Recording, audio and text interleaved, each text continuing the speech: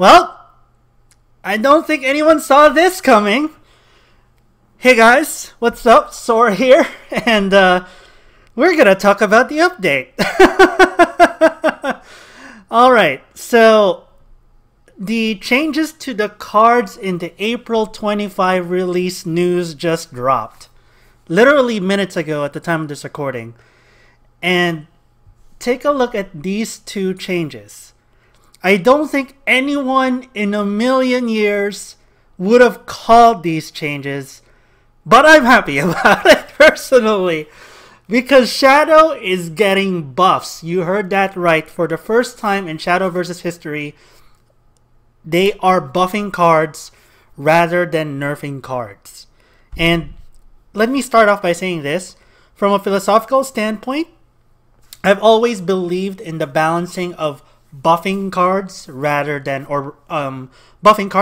nerfing stuff, just because I'm coming from a fighting game background where that is the preferred balance choice, simply because it's not healthy for the environment to make stuff unviable. Rather, it's to make more stuff viable. I'm more of that way of thinking. However, I did get used to how Shadowverse did it, but this is a nice surprise. So for me personally, now you can go to town and say like, oh, but Mid-Sword's busted, Summit Haven's busted. I agree with you. Those cards are, I think, a little bit overtuned. But let's get into why they're choosing to buff cards. So I'm gonna get into these later, but I'm gonna mention it now. The Silver Shadowcraft spell Troth's Curse will now cost 2 instead of 3. I have it open right here. So this will now be 2 rather than 3. And what will happen here is effect destroyed an allied follower and enemy follower. This was essentially Lurching Corpse that was extremely underpowered because of the 3 cost. Now you have it as a 2 cost in the spell. So that's a really good change. I'll get into that later. The legendary Sword Shadowcraft follower, Corpse Lord of Woe, will have 5 attack instead of 4, and this is important. Its Necromancy effect will cost 4 shadows instead of 6. So check this out. It can't attack when you play it at 4, but then it becomes a 5/4, and at the start of your turn before Necromancy 6 evolve this follower, that becomes a Necromancy 4. So think about it like kind of like a different kind of Barbarossa is the best way I can put this, where it just keeps coming back as its last words, and it keeps spending Necromancy 4. That is also a big change because Necromancy 6 was a pretty hard to get, honestly, but Necromancy 4, a lot easier. 50% easier, in fact. So, now, I think what is more important to say here is why in the hell did they not change anything? So first, we'll report our data in game environment early April. In previous announcements, we have disclosed win and usage rates for specific deck archetypes, but will not be doing so at this time, as they are not reducing the strength or adding new cards on any of these updates. We're concerned that these particulars could serve as advice on how to win matches. Okay, so long story short, they're not reporting on any usage rates. Data from high-ranking rotation matches in early April showed no deck archetype in particular with an overwhelming advantage. Now, a lot of you guys are going to cry foul after this. And unfortunately, Shadow Log is not dependable, so we can't really say whether this is true or not. They're saying that 10 deck archetypes have a 51% win rate. Okay, so let's take that at best case scenario where the 10 deck archetypes only have 51%. No one has 60%. No one has 55%. Do they see that as healthy? They see that as yes.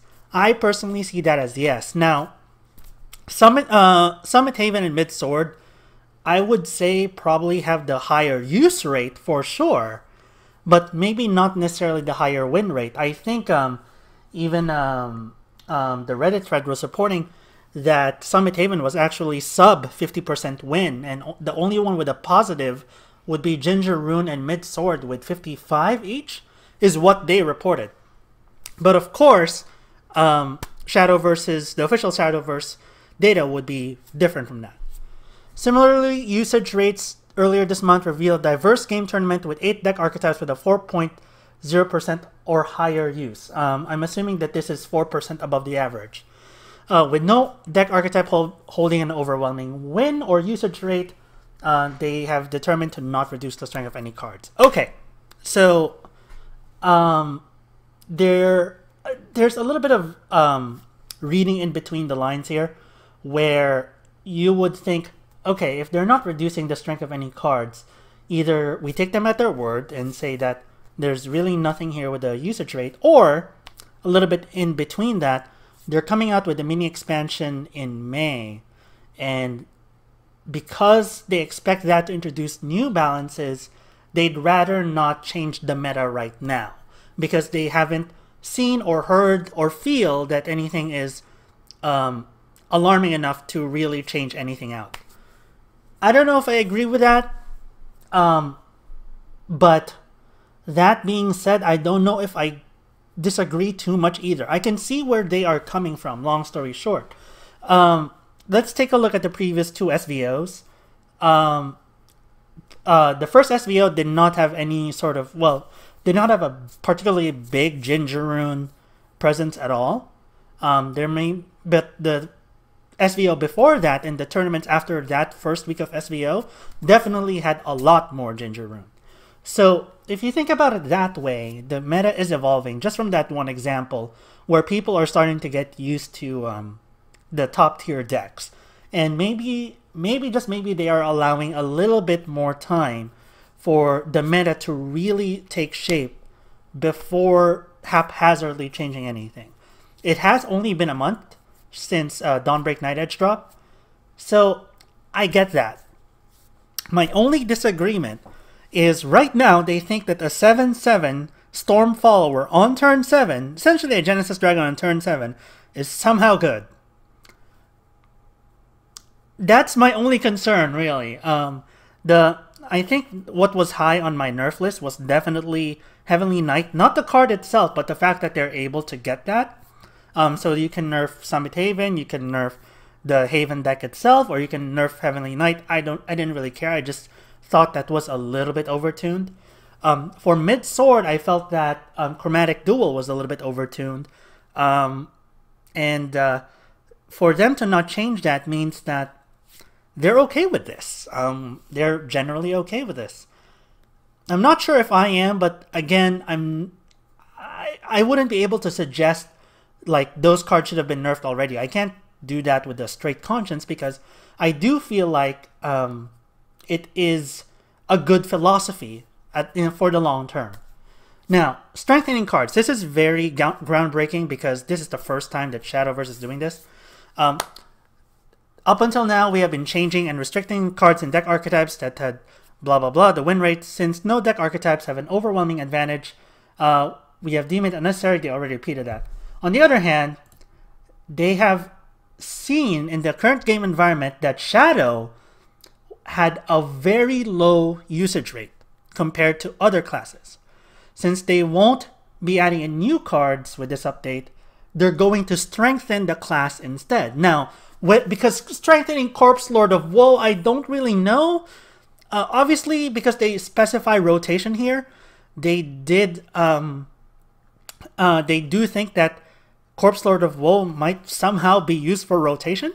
And for me personally, where I see that deck fitting in would be the Hinterland Ghoul deck. Yes, I know it's counterproductive to keep using shadows to begin with, but a lot of the times when Hinterland Ghoul pops, you have more than enough to support 2 rotations of Corpse Lord of Woe anyway.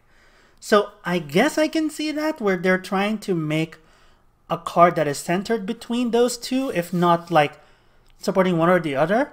What this allows for the exchange of 4 shadows is that Corpse Lord of Woe will be a 5/4 body, essentially with Rush, that will control the mid game up until you can control the board so late that Hinterland Ghoul will just end the game for you. That's the only archetype in Shadow that I see that Corpse Lord of Woe may fit. I don't really see it fitting in Reanimate. Mid Reanimate maybe as a... I mean, they changed it 4-drop, 5-4. I guess it can control a little bit, but that's an awful lot of shadows. Like, for mid-range, I don't think so. I don't think that Corpse Lord of Woe will fit that. Maybe when Ector rotates out, but definitely not before. And for Reanimate, maybe straight Reanimate, not mid-Reanimate, but straight Reanimate, where their only win con is Zeus. Then this might allow for board control for that deck. I get that. But what's telling me that they want control is Troph's Curse. Troph's Curse is a spell, and now this will just cost 2. This is a very powerful effect. Random allied follower and enemy follower, that's very powerful. It's not random, so it can't hit anything with I call it Shroud. It's ambush. It can't hit anything with ambush. It can't hit anything that can't be targeted. But it does allow for value trades for Shadow. You don't have to run what's the name of that card? Soul Squasher anymore. This is a solid alternative to that now because they fill the same slot. Will it see play? Maybe. This is the more probable of the two, and what leads me to believe that they're again pushing Control Shadow, because if you imagine this, Control Shadow, like Orator of Bones, stuff like that, I'm gonna pull it up here actually. I never got what this card really allowed for, and maybe now I get it. It's because it comes built in with the last words effect of Prince Catacomb, right? Well, if Troph's Curse, this is the perfect target for Troph's Curse. So if you generate shadows, control shadows, use Troph's Curse to get value trades without using Soul Squasher, and then use your shadows for Corpse Lord of Woe in the mid game up until you can get control of the board, Hinterland Ghoul 6/6/6/6 no matter what. I guess there might be a deck there is what I'm saying. And again, they did say here that it is for rotation. So given that they said specifically that they buffed these two cards for rotation, it's Reanimate, Control, Shadow, definitely not mid.